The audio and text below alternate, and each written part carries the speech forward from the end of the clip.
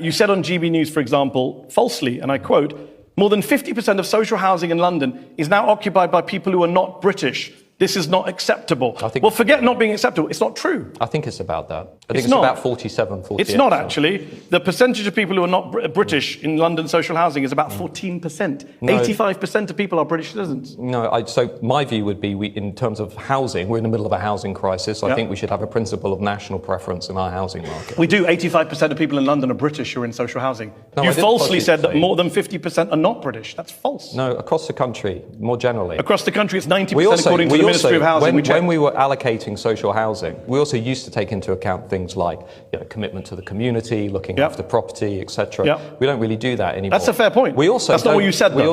I just want to go with what you said, Matt, with respect. More than 50% of social housing in London is now occupied by people who are not British. That is not true. I'd need to look at the statistics. We have the statistics. According to London government, I also wrote the figure in London is 84%. According to the 2021 census data, only 14% of Londoners living in social housing did not hold a UK passport. This has been pointed out to you for the last year. No, it hasn't. In fact, you went back on GB News and corrected it and said 48% go to people who are headed by people who are not born in Britain, which is a different point. But you would accept the vast majority of people in social housing are British.